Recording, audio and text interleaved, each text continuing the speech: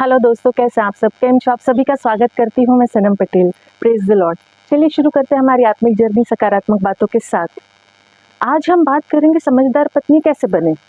हाँ, कैसे बन सकते हैं समझदार पत्नी? समझदारी हर किसी को लगता है कि मुझ में तो पूरी तरह ज्ञान ठूस-ठूस के भरा हुआ है, मैं तो बहुत इंटेलिजेंट हूँ, बहुत समझदार हूँ, मेरे में तो बहुत सारी खूबियाँ हैं, पर ऐसा होता नहीं है।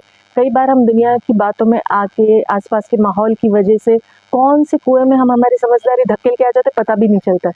और समझदारी का मैच्योरिटी लेवल से एज से कुछ भी लेना-देना नहीं है, ये लिख के रख लीजिए। बिकॉज़ आपके अंदर भलाई है ना, तो आप ऑटोमेटिक समझदारी वाले काम करेंगी। जहाँ प्रेम है, भलाई है, दया है, करुणा है, वो औरत अपने आप समझदारी के काम करेगी ही।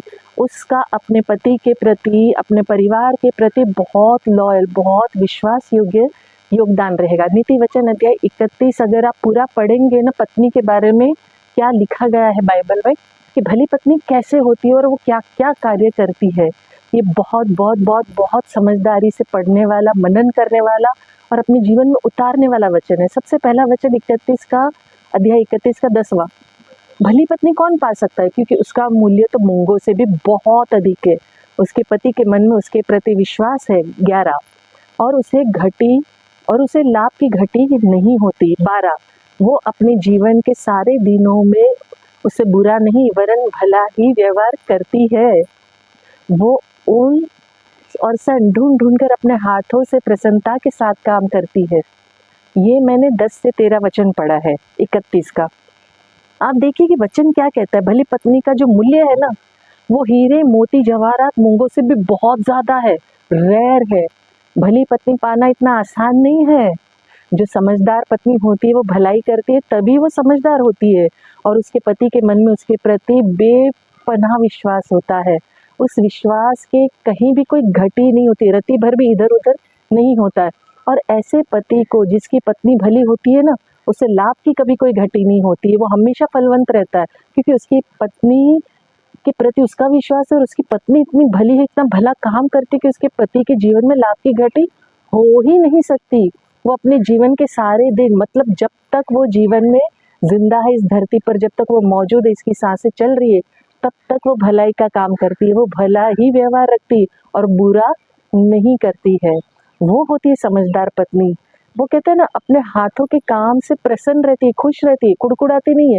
जैसे आजकल की औरतें देखिए, नौकरों को रख के भी कुड़कुड़ाहट भरपूर करती है। ये नहीं हुआ, वो नहीं किया, खुद तो काम करना नहीं होता, काम चोरी होती है, लेकिन हर काम में दोष निकालने में माहिरता हासिल है।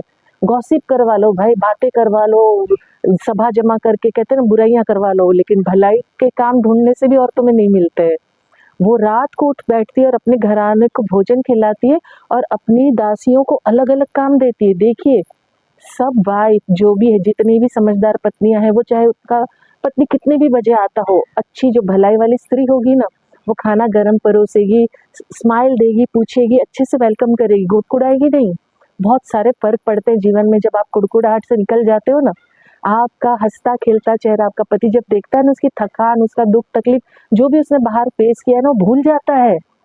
वो देखता है कि यार मेरी बीवी मुझसे कितना प्यार करती है, मुझसे पूछती है, वो अपने घराने के लिए काम करती है, वो किसी भी बात से डरती नहीं है, हर एक वक्त तत्पर रहती है सेवा करने के लिए, हर एक कार्य में रत रहती है, अपने पति के साथ कहते हैं ना कंधे से कंधा मिला के खड़ी रहती है, उसका सम्मान संभाल के रखती है। पूरी सभा में पति का जो सम्मान होता है ना, पत्नी के कारण होता है, क्योंकि पत्नी अपने पति को उसका तरीके से रखती है। पत्नी का जो कहते हैं ना भलाई का, जो दया का, जो करुणा का व्यवहार है ना, अपने पति को बल देता है, ताकत देता है उसे पूरी दुनिया से लड़ने की।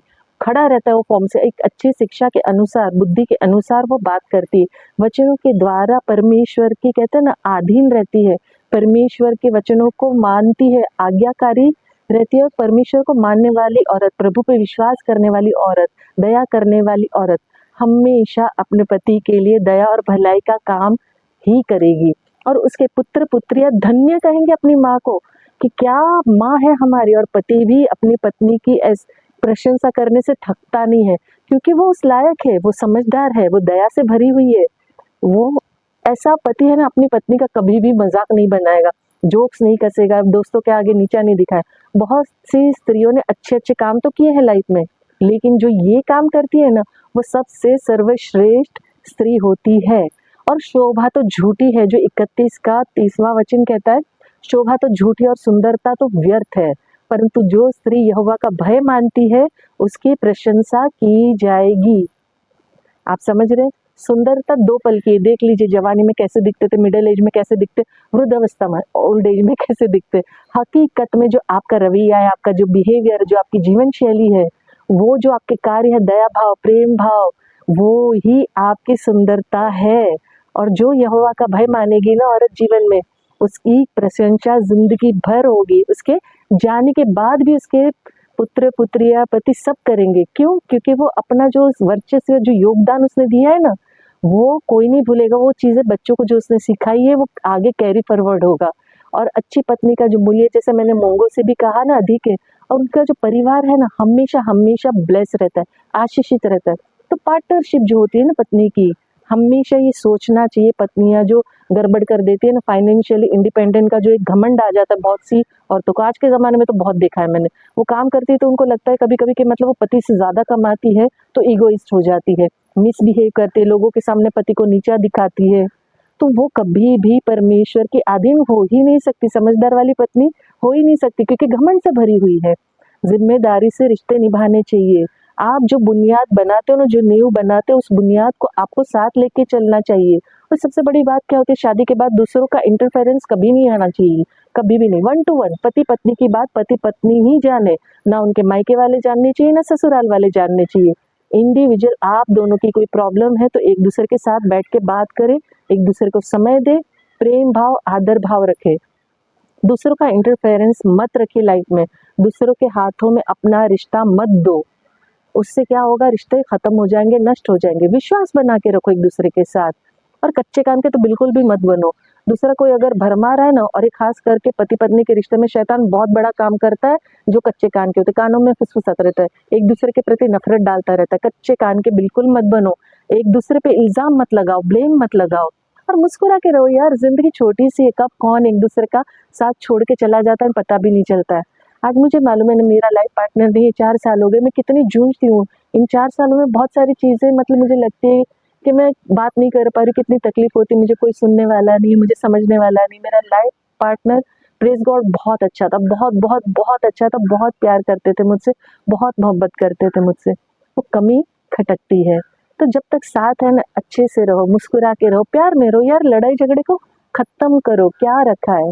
बड़ी बड़ी बातें करने से मैच्योरिटी नहीं आती है, बड़ी बातें छोड़ देने से मैच्योरिटी आती है। छोटी छोटी बातों का ध्यान रखने से मैच्योरिटी आती है। अपने परमेश्वर का भय मानना, ये है मैच्योरिटी।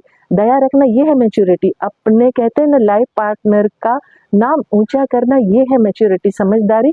इन सारी बातों में आती है कि आप अपने परिवार का कैसे ध्यान देते हो, अपने परिवार की कैसे केयर करते हो, कैसे इज्जत बनाते हो, अपने बच्चों को क्या शिक्षा देते हो। अगर आपके अंदर परमेश्वर का भय है तो ऑटोमेटिक नेचुरली समझदारी वाले काम करोगे। अगर आपको प्रभु पिता परमेश्वर से प्रेम है, तब तो आपको समझाने की ज़रूरत ही नहीं है भाई, क्योंकि जहाँ प्रेम है सारे काम अपने आप ही हो जाते हैं।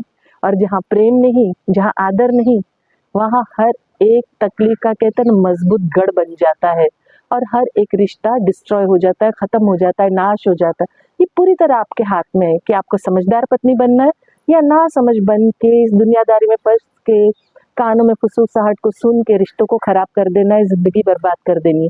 पूरी तरह आप पे निर्भर है। और आखिर में जैसे मैं अंत में कहती हूँ, मैं दिल से चाहती हूँ कि आप खुश रहें, अपनों को खुश रखें और हमेशा मुस्कुराते रहें। शांति, शालोम और सलाम आपके नाम।